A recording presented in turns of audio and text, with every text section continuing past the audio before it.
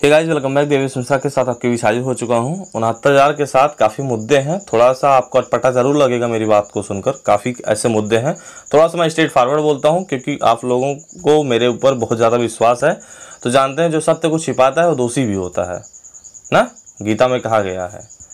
तो उम्मीद करता हूँ यहाँ सारी चीज़ों को बिना फिल्टर के बताने वाला हूँ। जैसे सबसे बड़ा मुद्दा ये आरक्षित वर्ग को लेकर, मैं नहीं चाहता कि जो 68,500 में लोग पीड़ित थे, हमारी बहन पीड़ित थे, हमारे भाई पीड़ित थे, मैं नहीं चाहता कि आप सब भी पीड़ित हों। तो बिना फिल्टर के बाद बताऊंगा, लेकिन सबसे पहले 68,500 पर बिना फिल्टर के बाद बताऊंगा क्योंकि अब समय आ चुका है।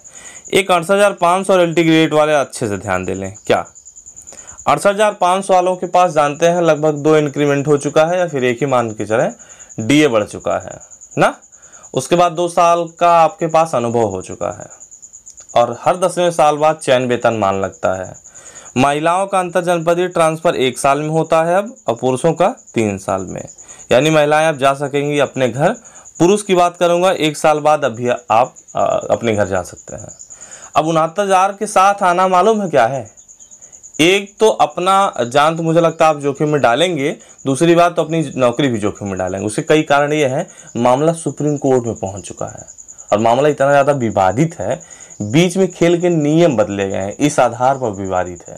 और मामला जानते हैं कितना ज़्यादा विवादित है, क्योंकि सुप्रीम कोर्ट भैया, ये हाई कोर्ट का डबल बेंच सिंगल बेंच नहीं है, सुप्रीम कोर्ट है। यहाँ देखा और समझा सुना नहीं जाता, यहाँ रहम नहीं होता है। 1,37,000 शिक्षामित्र यहीं से निकाल के फेंके गए थे। इतने दिनों से नौकरी कर रहे थे, सोच लीजिए, वेतन अच्छा मिल रहा था, लेकिन गलत था तो गलत था, उठा के फेंक दिए गए। त्रिपुरा का मामला उसी समय आया था, मुझे अच्छे से याद है। 14,000 शिक्षक थे, सुप्रीम कोर्ट में मामला पहुंचा, उनको भी निकाल के फेंक दिया गया। यूयू ललित सर फेंके थे, आप उठाकर देख लीजिए इतिहास उस समय का।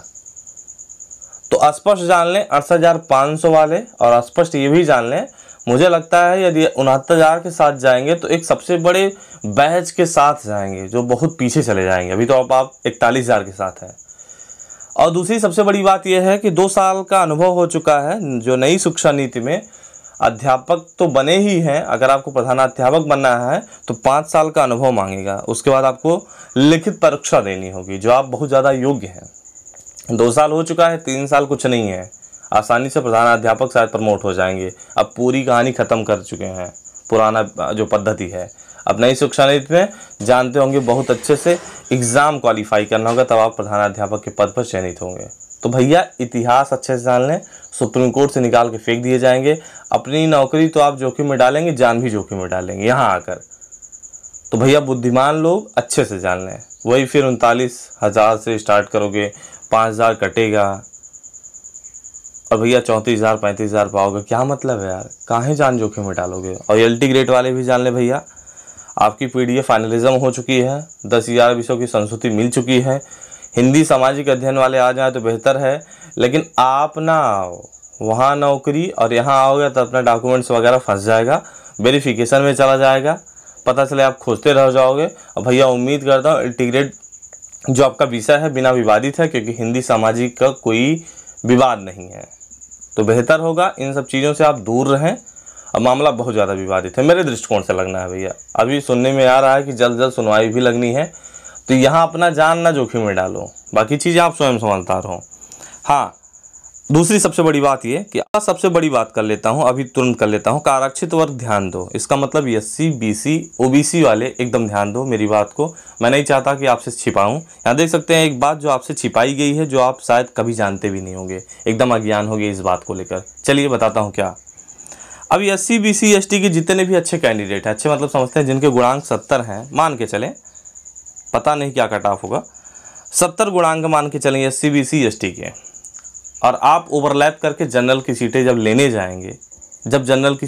जाएंगे, मेरी बात को रिकॉर्ड कर लीजिएगा भैया, स्क्रीनशॉट कर लीजिएगा, बाकी जो आपका मन करे, क्योंकि कान खोल कर अभी सुन लेंगे, बाद में आपको शायद देखने में आएगा कि हाँ ये बंदा सही बोल रहा था।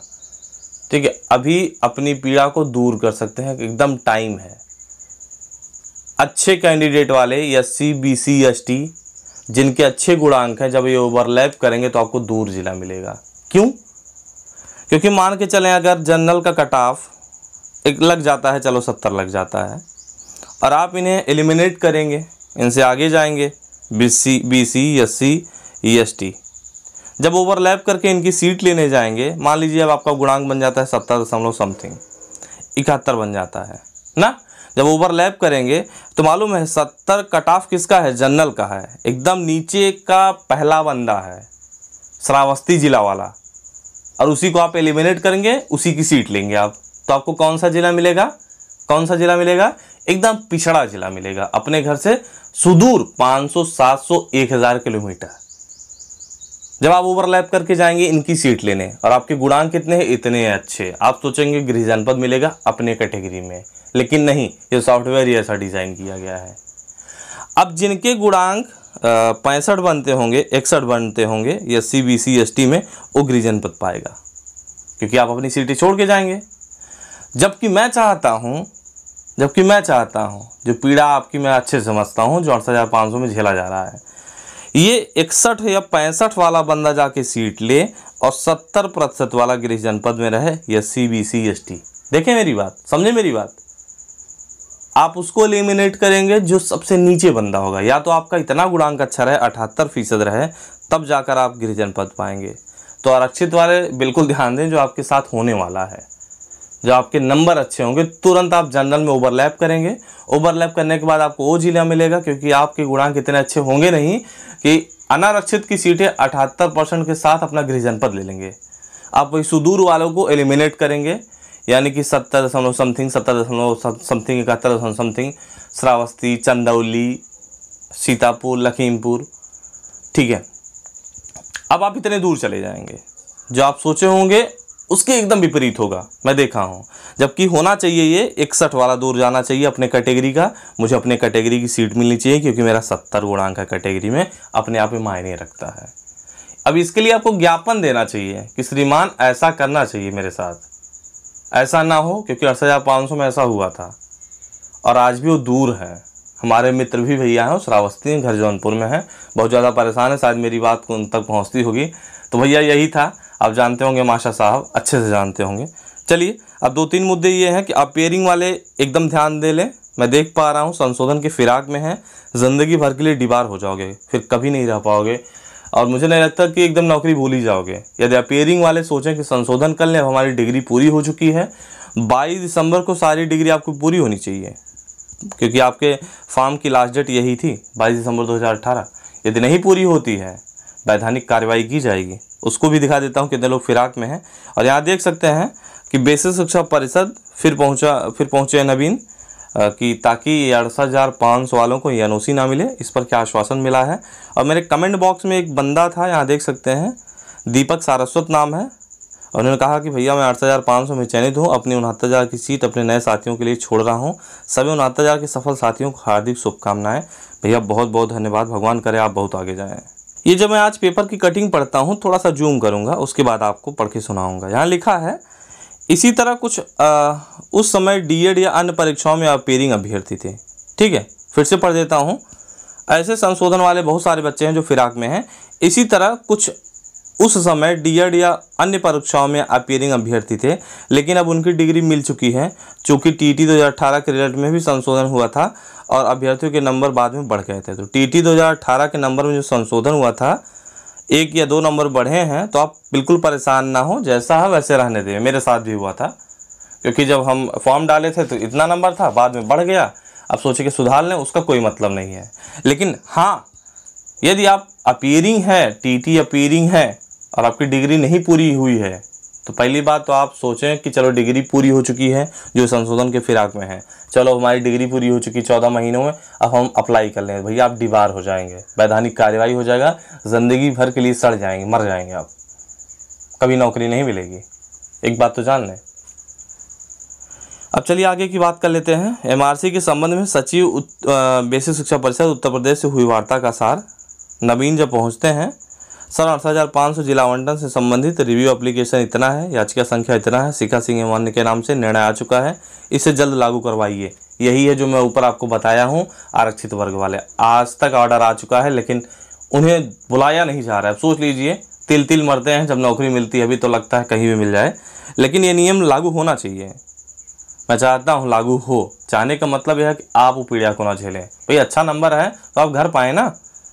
सचिव महोदय कहते हैं निर्णय के संबंध में जानकारी है, जैसे ही ऑर्डर की सर्टिफाइड कॉपी आती है और ऑर्डर का विश्लेषण करके त्वरित कार्यवाही आगे बढ़ाएंगे। नवीन कहते हैं फिर सर 18 मई से 69,000 का ऑनलाइन आवेदन शुरू हो रहा है।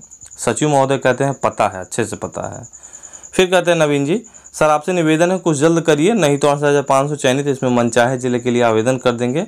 यह भी संभव है कि बड़ी संख्या में अभ्यर्थी पास हैं और उसको मनचाहा जिला ना मिले तो जानते हैं सीट भी खराब चली जाएगी। तो सचिव महोदय कहते हैं हमें सारा प्रकरण पता है, परेशान मत होइए, हम इस प्रकरण पर उच्च स्तर पर बात करके त्वरित समाधान निकालेंगे। ठीक है, तो यहाँ देख सकते हैं। अब मुख्य बात यह है कि सचिव का पद का नीति निर्धारण का नहीं है। अब मुख्य बात यह है कि सचिव का पद नीति निर्धारण का नहीं है, यानी को डिसाइड नहीं करेंगे, बस उच्च स्तर तक मीटिंग हो सकती है, वहाँ अपनी बात रख सकते हैं। तो नीति निर्माण का कार्य शासन स्तर पर होता है। उक्त प्रकरण के त्वरित निस्तारित करने के लिए शासन स्तर पर दबाव बनाना होगा। ठीक है, बाकी चीज़ों के लिए एमआरसी के लिए कह रहे हैं कि भैया ट्विटर खेला जाए ताकि एमआरसी कैंडिडेट को लाभ मिले जल्द से 68,500 में और ये भाग भी ना लें। चलिए अच्छी बात है। तो अभी के लिए आप जान लें, बाकी चीज़ें 68,500 के लिए ऊपर बताया। मेरी बात थोड़ी सी बुरी लगी होगी काफ़ी लोगों को, लेकिन जानते हैं जो सत्य वही बता रहा हूँ, असत्य नहीं बोलता मैं। असत्य को छिपाना सबसे बड़ा दोषी होता है। चलें, बाय बाय।